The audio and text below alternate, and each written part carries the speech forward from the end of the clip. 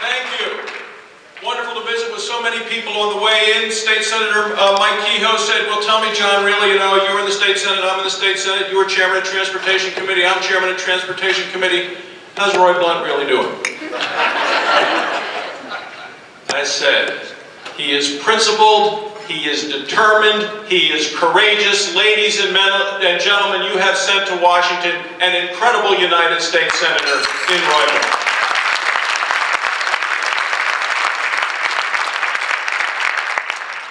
And he won the way that you win these races. He went to 114 counties at the big bus, Roy on the side. And he did it the right way because Roy listens. He listens to people. He doesn't lecture, he listens. He continues to be a strong voice for the conservative movement, and it's a pleasure and a privilege to work with him. Now, on the way in, someone said, well, why did we lose these elections this year? Is there any future for the Republican Party? And to quote that great Missourian Mark Twain, reports of our death are greatly exaggerated.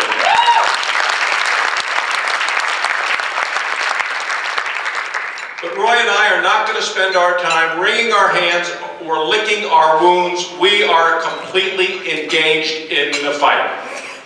There is a lot to be happy about. 30 governors right now are Republican governors around the country. 27 state legislatures are controlled by the Republican Party. And when we talk about the upcoming Senate races in 2014, 6 of them where Democrats are up are in states where Barack Obama had 42% of the vote or less. And we are going to be very competitive in each and every one of them. And who would have ever thought that Michigan, of all places, is now a right-to-work state?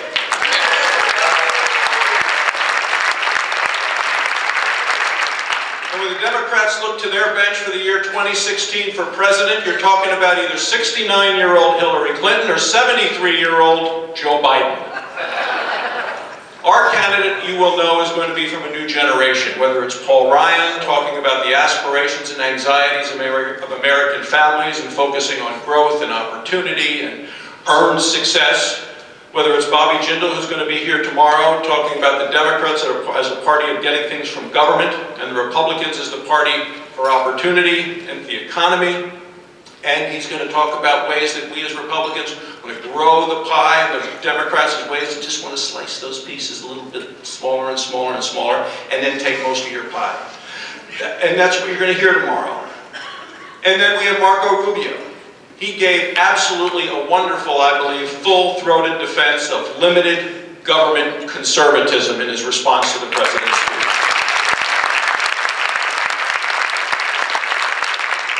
The president is obsessed with hiking taxes, and he went on to say, more government isn't going to help you get ahead, it's going to hold you back. So here we are, right after the second inauguration of this president, after the State of the Union, and I think Tom, our auditor, mentioned Lincoln's second inaugural address, where he talked about malice toward none, charity for all. What we saw in this inauguration was an absolute attack and an effort to demonize the Republican Party, to delegitimize us as a party, and to try to destroy us in his goal, as Roy said, to have the last 2 years of this administration be equal to the first 2 years, and we must do everything we can conceivably do to help elect Jason and make sure that the president cannot take back the House of Representatives.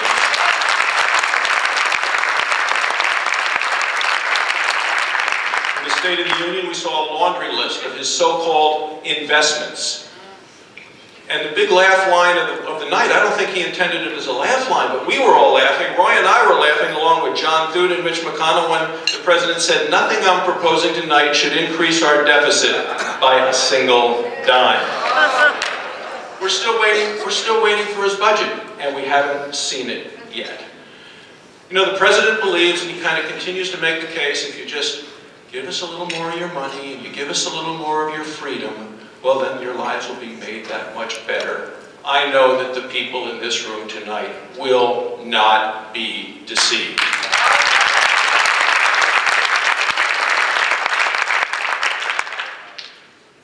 Roy mentioned Ronald Reagan's inaugural address in 1981. That's the time, about 10 minutes after he took the oath of office, he said, "Government is not the solution to our problems. Government is the problem." And the thing you got to love about that guy, you just got to remember, because it was right here in Missouri where he delivered that knockout punch to Walter Mondale. Were you there in that debate? I mean, that was the time when he said, "I will not make age an issue with this campaign. I'm not going to exploit for political purposes my opponent's youth and inexperience." The election was over at that moment. Ronald Reagan knew it. We know it. Government should stand at our sides and not ride on our back. Is there a role for government? Yes, but it's a limited role. Government should be a supporting role, not the main actor. And as I continue to say, as I go to Lincoln Day dinners all around Wyoming, my home state, you cannot be, and this is a quote of Reagan, you cannot be for big government, big regulations, and big taxes, and still be for the little guy. So we will continue to fight this battle. Now, I remember a time similar to this, and I was here in St. Louis in 1993. It was the week after Bill Clinton had been sworn in, and we were here trying to select and elect a new Republican national chairman. John Ashcroft was in the race, some others, and Haley Barbour was the one that won the race. And Haley has continued to say, and has done it now for the last 20 years, when you're talking with voters, you got to make sure, Tom, our auditor, talked about that, and so did our gubernatorial candidate, you want to be respectful, you want to be positive, you want to be inclusive, because politics is all about addition and multiplication. And we're dividing ourselves or subtracting, we're losing, or as Abraham Lincoln said, a house divided against itself cannot stand.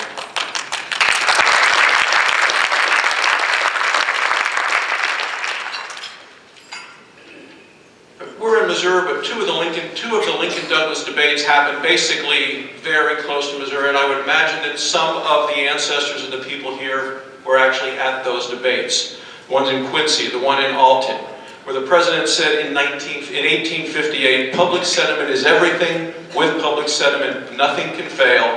Without it, nothing can succeed." Or as Margaret Thatcher said, who came here in 1996 to Missouri to celebrate the 50th anniversary of at Westminster College of the Iron Curtain speech by Winston Churchill, she said, "First you win the argument, then you win the vote." And we are now focused specifically on winning the argument, winning the message, talking to the American people in a way they can identify with, and seeing the benefits of what we are proposing. Now, the best professor I ever had through medicine in my training was a guy from St. Louis that I met in the 1980s, and his name was Armin Brodeur. You may have listened to him over the years on KMOX radio station 1120. What he was doing in radio here, I was doing in radio in Wyoming. You know, he was a pediatric radiologist, and he used to say, "You can do more with a smile than you can do with penicillin." And he said, "The way to stand tall with children is down on your knees." And that's the way you get people. He said, you know what radio station people are always listening to? I said, KMOX in St. Louis? He said, "No, WIFM, what's in it for me?" And that's what people listen to and what they're concerned about. And that's why Roy is so good, as he listens to people. What are they concerned about? What does it mean to their lives? How does this impact their ability to raise their children, put bread on the table? And Armin was remarkable about that. I mean, this is a guy that became very famous here in St. Louis. David Letterman show, Time magazine, you name it. Kind of reminded me of the Norman Rockwell painting of the doctor and doll, the guy listening to the baby with the stethoscope. And I learned a lot from him about trying to give people health information, but it's the same thing with political information. He said, if you're going to tell somebody to quit smoking, you can't say, "I'm a doctor, you better quit smoking." He'd say, you should say, you know, what is the benefit to you if you quit smoking? Why would it matter to you? Well, you know, you're going to save money, you're going to live longer, your family, all those reasons. So I took from him that lesson, and I did television health reports and radio reports, and at the end of it I would always say, here in Wyoming, I'm Dr. John Barrasso, helping you care for yourself. And to me that's a Republican message, giving information people can use to stay healthy, keep down the cost of their own care. Because one of the things that we learned in medical school, and then when we took the Hippocratic Oath after graduation, was do no harm. And I will tell you, I believe that this health care law is going to harm all of America.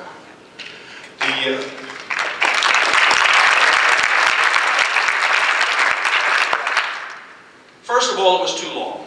James Madison, the father of the Constitution, said, "Pass no law so voluminous it cannot be read, nor so incoherent it cannot be understood." Well, some of us read it, but of course, if you listen to Nancy Pelosi, she said, first you have to pass it before you get to find out what is in it. But the fundamental lines were those of the president's. I think intentionally designed to deceive the American people, where he said, if you like your health care plan, you can keep your health care plan. Nothing is further from the truth.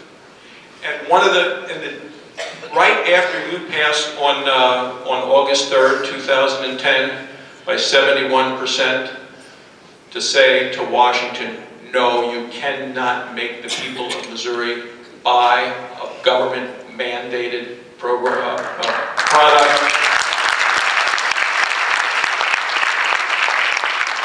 I went to the Senate floor, as did Roy, to share that news with the world. Because people needed health care reform. Let's face it, people want the care they need from a doctor that they choose at lower cost. But now that you learn more and more about the health care law, let's just do a show of hands. How many here believe that under this health care law, you will be paying more for your health insurance than you would have instead of the law? Every hand goes up. Now, how many of you believe that you, as a result of the health care law, will have lower quality and less availability of health care as a result of the health care? That's exactly right. This law, it may not be unconstitutional, but it is unworkable, it is unaffordable, and it continues to be very unpopular. It is bad for patients, it's bad for providers, the nurses and the doctors who take care of those patients, and it's terrible for the American taxpayers. Now, the president promised that, that by the end of his first term, health care prices would drop by insurance $2,500 a year. What we know of the most recent statistics are that they've actually gone up about $3,100 a year, so a net flow of over $5,000, $5,600 per family. The president said we won't raise any of your taxes.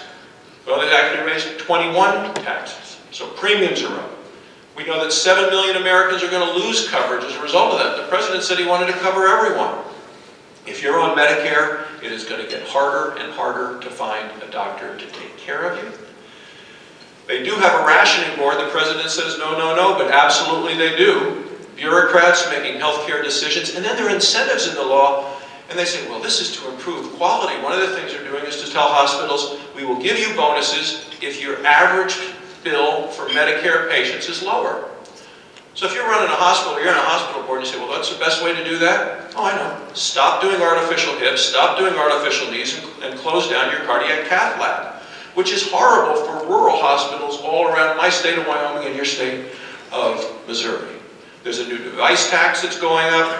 They have used so many accounting tricks, budget gimmicks, double counting, and yet last week, Roy, the Congressional Budget Office, the scorekeeper on this, said, guess what? It's going to be even more expensive than we thought at first. So how do people deal with this? Well, if you're a small business, you have to start getting penalized or provide insurance if you have over 50 employees. Instead of doing what Americans do, which is hire more people and put people back to work, you're going to put a ceiling there. You're not going to hire people above that. And now you have to provide those for full-time employees, and they define full-time as 30 hours per week. And businesses are now saying, well, then we're going to hire fewer people and limit them to 29 hours a week. And then you don't have to provide the health care, which is very, very expensive.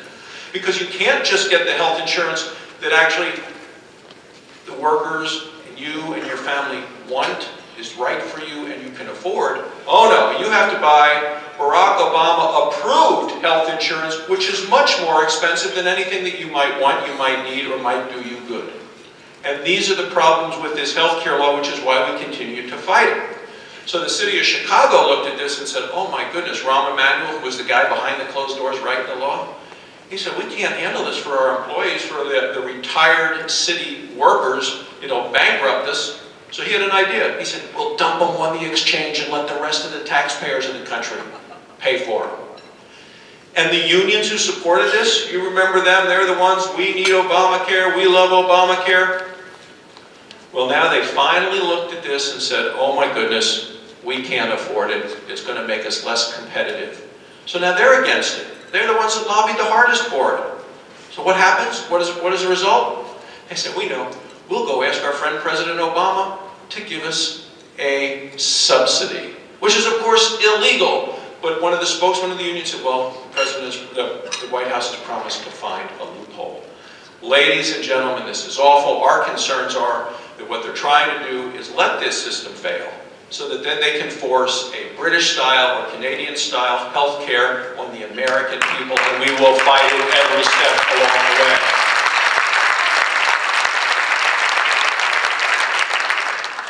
I was talking about this in Wyoming, and somebody who's not, Barack Obama, I think, got 28% of the vote in Wyoming, so he's not very popular, but someone came up to me and said, you know, you don't sound like you're very patriotic after talking about the health care law.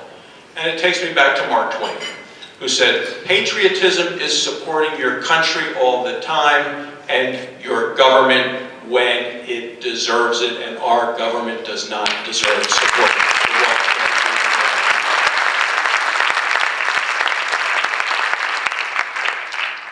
I could go on really for another hour and a half, and I better not do that. But I wanted to say, I had a great time tonight visiting people. I met Kathy Chin, the president of the Missouri Federation of Republican Women. Thank you very much, Kathy, for what you're doing with all of the Republican women in this state. As you know, she's a farmer. And I hope some of you had a chance to see the Super Bowl ad by Dodge Truck about God made a farmer by Paul Harvey. On the 8th day, God looked down, just a little excerpt from it, God looked down in his planned paradise and he said, I need a caretaker, so God made a farmer. And you think about what we do in our lives, all of us, had to be somebody who plowed deep and straight and not cut corners, somebody to seed, weed, feed, breed, and break and disc and plow and plant, so God made a farmer. So here we are in the middle of the fight. As Ann said, the fight goes on. And as Margaret Thatcher said to George Bush, first George Bush, she said, George, don't go wobbly on me. We are not about to go wobbly on anyone.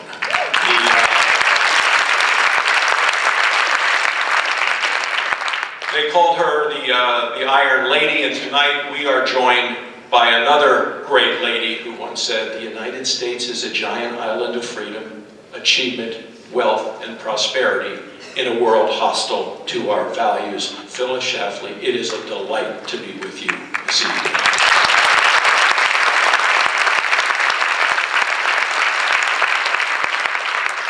As Lincoln said, I'm not bound to win, but I am bound to be true. And as we talked about, Jason, in your district, in Cape Girardeau, that's where the fundamental difference in the decisions that this country is facing were made by Ronald Reagan in 1988. And he was at Cape Girardeau, and he said, ultimately the choice before the American people is the choice between two visions. He said, on one hand, the policies of limited government, economic growth, strong defense, and a firm foreign policy. On the other hand, policies of tax and spend, economic stagnation, internal weakness and accommodation, and always, always from them, blame America first. He said it is the choice between the policies of liberalism or the policies of America's political mainstream. It carried the day then for Ronald Reagan, and it will carry the day for us right now. Or as Yogi Berra said, another guy from St. Louis, it ain't over till it's over. Well, I wanted to just take a final second to thank all of you for allowing me to be here. In Wyoming, we have something called the Code of the West. And it is actually our state code, and there are about 10 of them, but one is live each day with courage, take pride in your work, know where to draw the line. And my dad was one of these guys who was in World War II. He fought in the Battle of the Bulge, and I've talked to some folks here tonight whose parents were in World War II. Didn't have an education, had to quit school in 9th grade because of the Depression. He was a cement finisher. He wanted his kids to get an education. And from the time I was a little boy, he would always say, John, you should thank God every day because you live in America. You don't know how fortunate you are. And that's exactly where I draw the line. So for the Missouri Republican Party, I'm Dr. John Barrasso, helping you care for yourself.